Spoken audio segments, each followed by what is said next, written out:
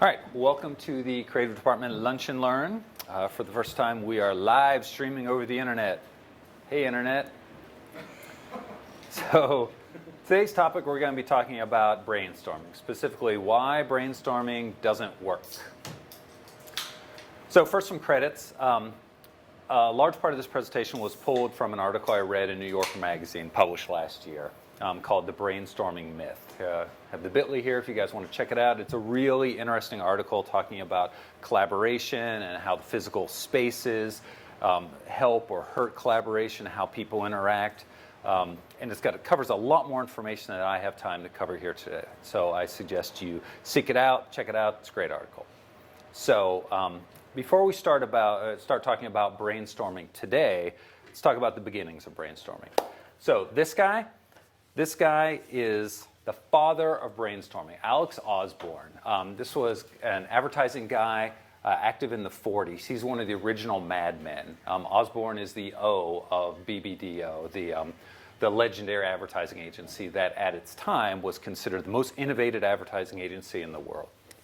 So this guy, in addition to being a creative, active ad guy, was an author. So he wrote a book called Your Creative Power, published in 1948.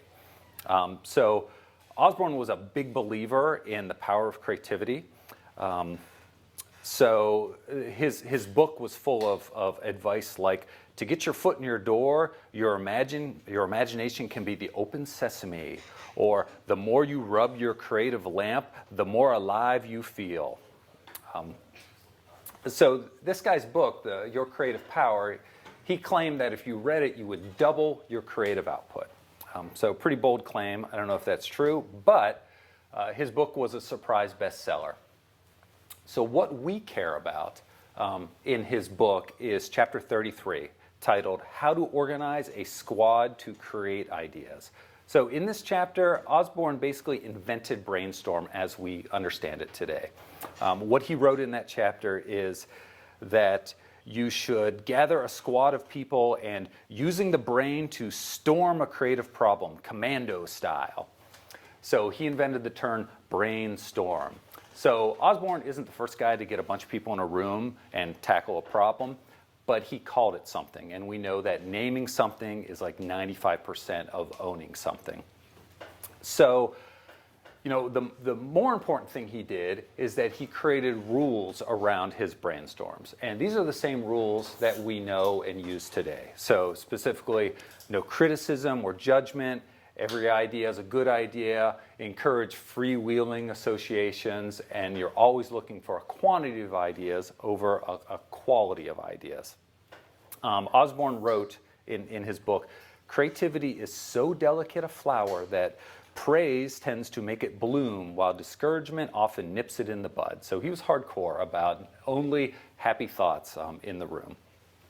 So this guy's brainstorm, his book, they were a huge hit. And brainstorming quickly became the predominant ideation technique used throughout the world then as it is today.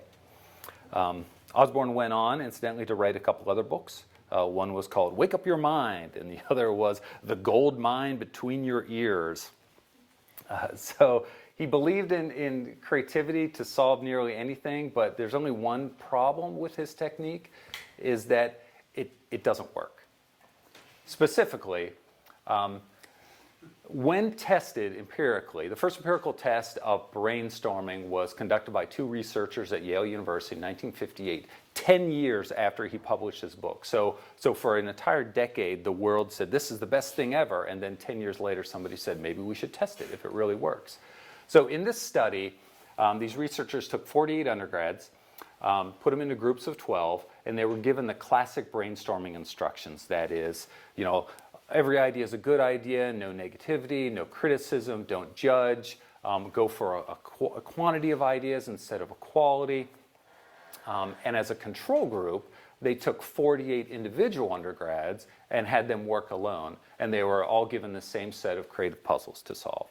So the results were really pretty telling. The solo students came up with twice as many solutions as the group that worked together. And the solo solutions were judged more feasible and effective than the brainstorming group. So this smart guy has this to say. Decades of research have consistently shown that brainstorming groups think of far fewer ideas than the same number of people who work alone and later pool their ideas. So this is emphasis mine. We'll come back to this idea. So why is this? Why do we think brainstorming works, but empirical testing shows that it doesn't work? I think one of the key factors is the idea of free association. This is the notion that you're going to say something in a brainstorm, and then I'm going to say something based on what you said, and you'll build on it, and at the end of the day, we'll have this fantastic idea. The article that I took a lot of this information from has a really interesting study about how people reckon free association and how they do it, but the takeaway is this, that people aren't really very good at it. So, audience participation time. So we're going to study this free association concept real quickly. So what I'm going to do is I'm going to flip the slide, and there's going to be a word on there, and I want you to shout out the first word that you think of after you read this word. Everyone has to participate, or I look like a dumbass standing up here, and the whole internet will see it. All right, ready? Here we go. Okay, sky, green. So, oops. Did you say green, sky, ocean? Very typical sort of responses. I'm going to try it again. One more word. Ready? Sit. Yeah. Sit, relax, comfortable, concepts like that. So this smart researcher has this to say. Even the most creative people are still going to come up with many mundane associations. If you want to be original, then you have to get past that first layer of predictability. So I find this concept really interesting, that even though we're very different people and we have different lifestyles, different perspectives, that typically we come up with a lot of the same ideas, at least initial ideas. The first idea, the easy idea, they're all really kind of the same. And to get at the really interesting stuff, you got to get past that. So this asks the question, is brainstorming, is it worthless? Is it not worth our time to brainstorm? I mean, it generates fewer ideas than working alone. It generates no better ideas than when working alone. And free association, this kind of core aspect that we think of brainstorming, we don't do it very well. Fortunately, there is hope. So, the same study about free association shows that people can be good at free association if they get past that first level, that expected, that easy idea.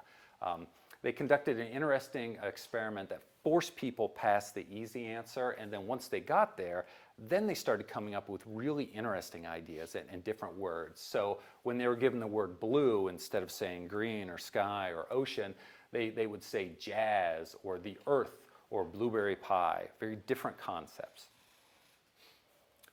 Additionally, new empirical test, much more recent. So this was at California at Berkeley, conducted in 2003. Same sort of test. 265 undergrads were split into groups of 5, and they were all given the same sort of creative problem to solve. The difference is that each group was given one of 3 sets of instructions.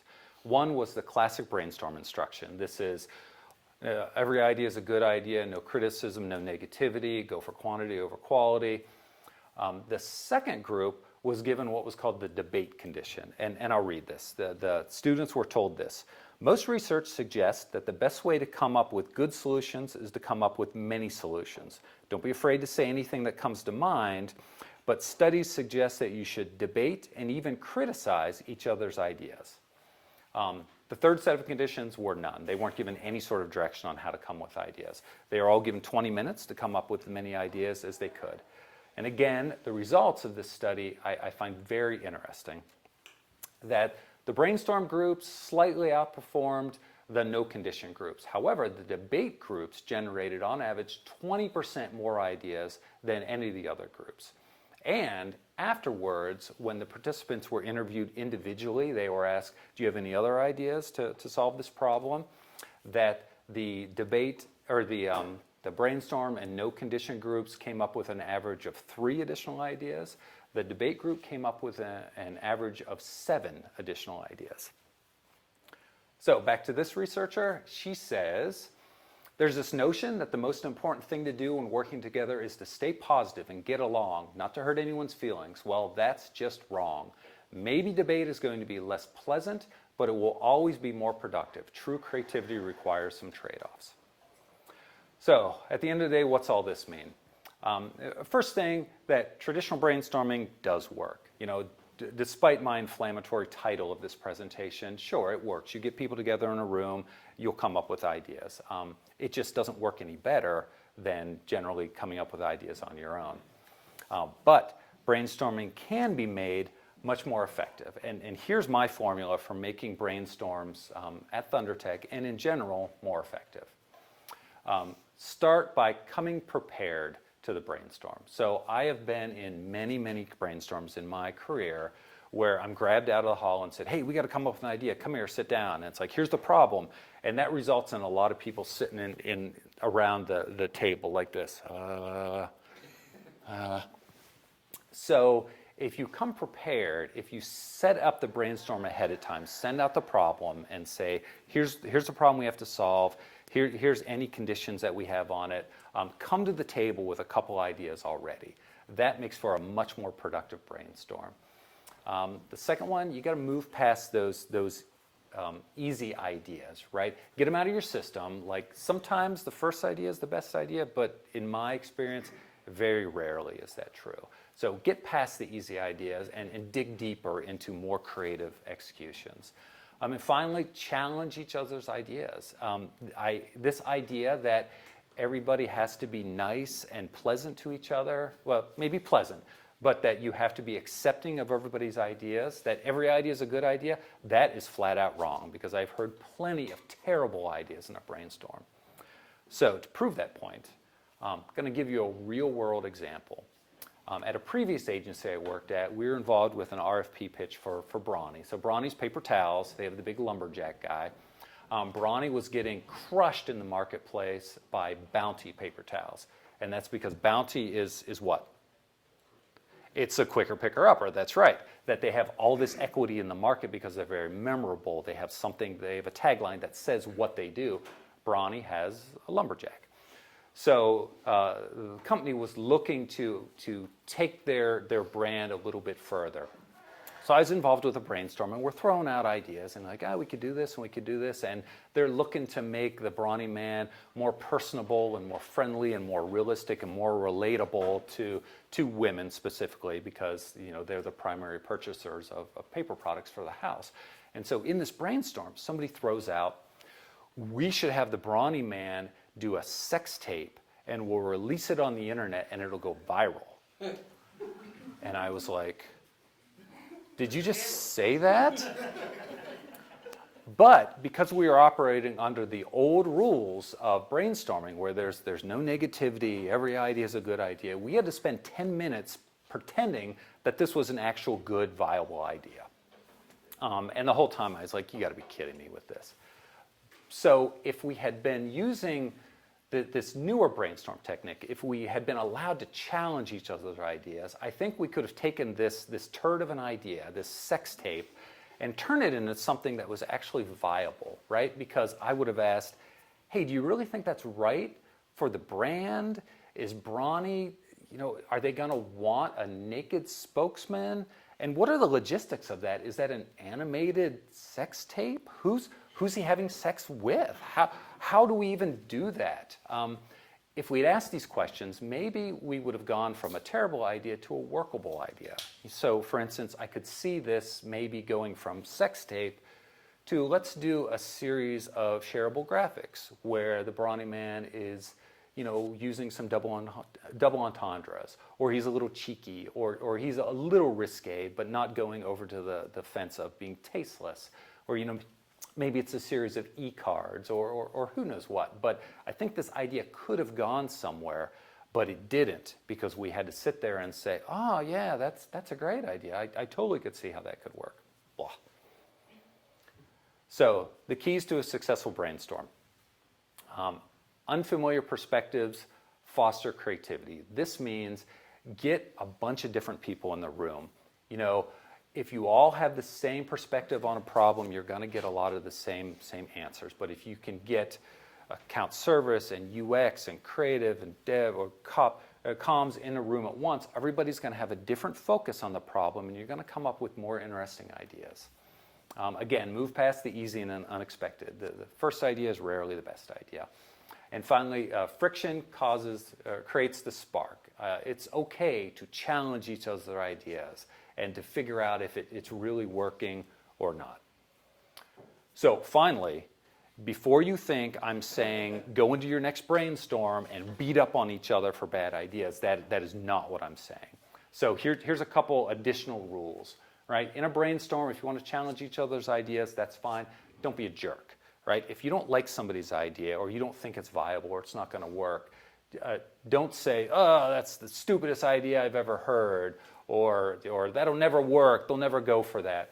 Instead, ask questions. Say, does that really feel right for the brand? Have you considered how we'd execute that given our budget? Do you think America's really ready to see the brawny man naked? Right? Ask these questions. And also, don't pile on. If somebody is challenging another idea, don't be that guy in the room that's like, yeah, I think that's terrible too.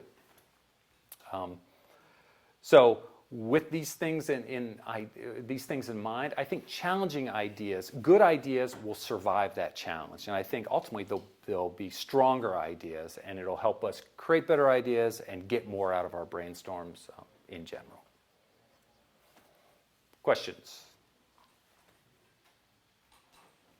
I got one. So are there ooh, I get the microphone. How cool am I? Where's the boom? I'm Eric. I like long walks on the beach and the color clear. My question would be, once the brainstorm has happened and the idea is generated, is there any sort of secondary committee or group of people that is brought in to either poke holes in it or just ask even more questions? I think that's interesting. I think it's an interesting idea. If you get better ideas to start, I think you'll have to do less of that vetting after the fact. But I think that still you have to take a critical eye, at all these ideas, which ones really survive and who is it that makes that decision. I think partly it has to be people most intimately familiar with the brand, right? So probably account service, me, someone else on the creative team. But I think that's an important step too. We can't just toss over a laundry list to the client and say, like, here's a bunch of ideas we came up. Ideally we would pick the ones that are best and then flesh them out a little bit further, make them a little more presentable.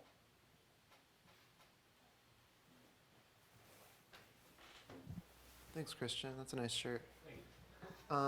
So I think one thing that works really well about brainstorming is that it's an hour or two set aside for people to stop writing code or stop, making graphics and focus on the problem. So this notion of coming prepared with ideas, what does that process look like beforehand? Because I'm thinking about myself, and if I'm building a website, I'm thinking about that website, and I'm not necessarily I don't even have the problem in my mind. So it almost seems like I need to have time before a brainstorming session to think about it and to let it digest. What tips or suggestions do you have for that? I think that's a fair question. And I think the level of preparation that you have can depend on the time you have to commit to it. So, the real takeaway is don't walk in blind, right? Because if you haven't had any time to think about it, then you're not going to produce as many good ideas. But if you at least know what the brainstorm's about, consciously or unconsciously, you start to process that, and then you at least have something. It'd be great if you can come in with here's 3 fully fleshed out ideas that I think are super, super strong and viable right now, go. But at least, have you given some thought to it and come in, and we don't have to spend the first 15 minutes of the brainstorm discussing what the challenge is, that it can be like an hour-long straight of just tackling the problem at hand. Does that answer your question? Yeah. All right. Kurt, can you repeat the question for them, just what Justin asked? Oh. For those out there that they couldn't hear it. Justin was asking, how do you prepare for a brainstorm? If you get the question ahead of time, and how much time should you spend thinking about it, before you actually get in the room and discuss the problem? So, as much as time as is feasible, I think is my kind of waffling answer.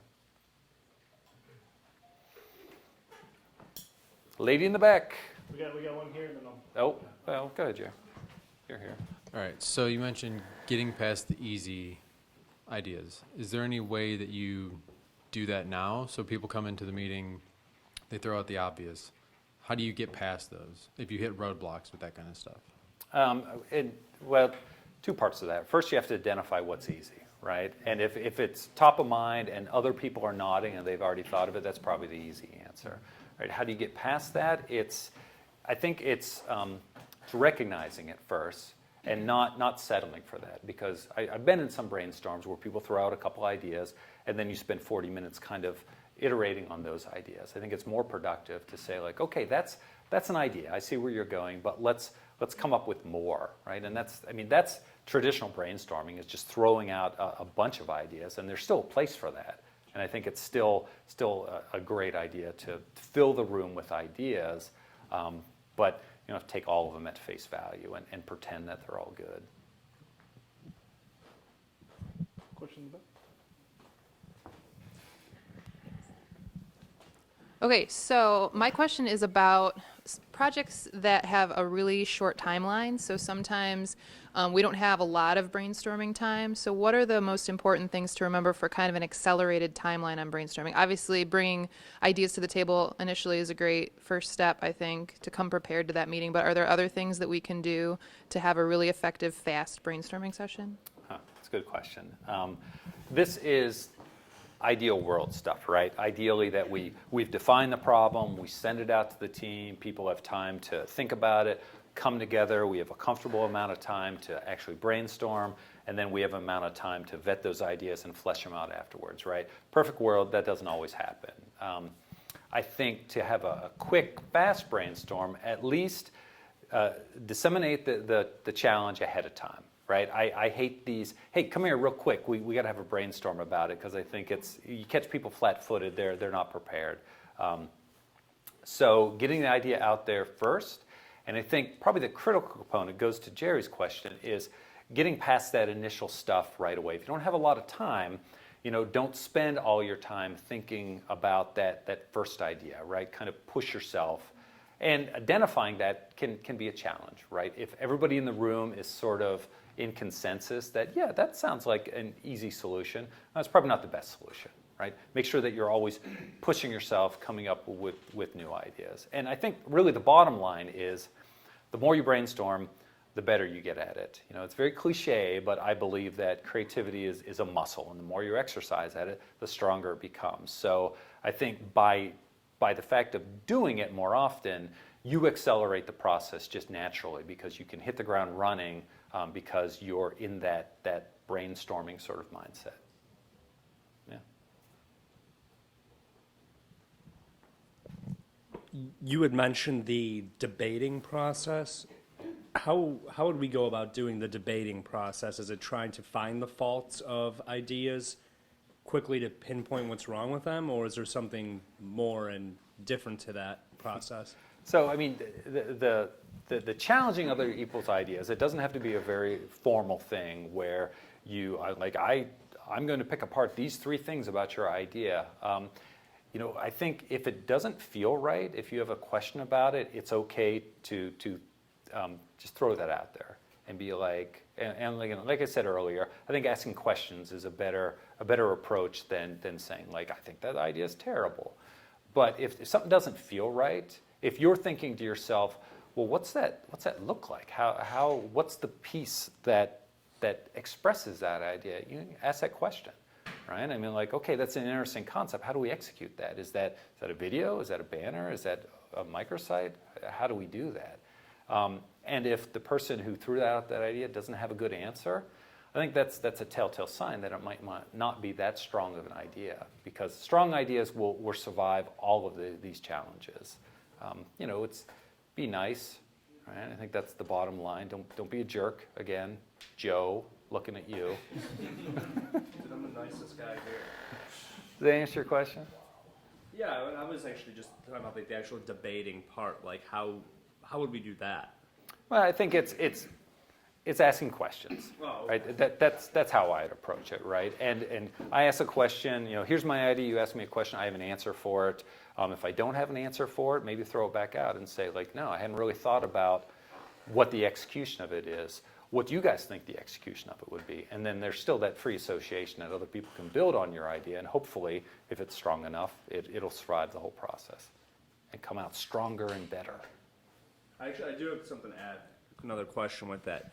You were saying earlier that some of those studies, they had groups of up to 12 people in these brainstorming groups.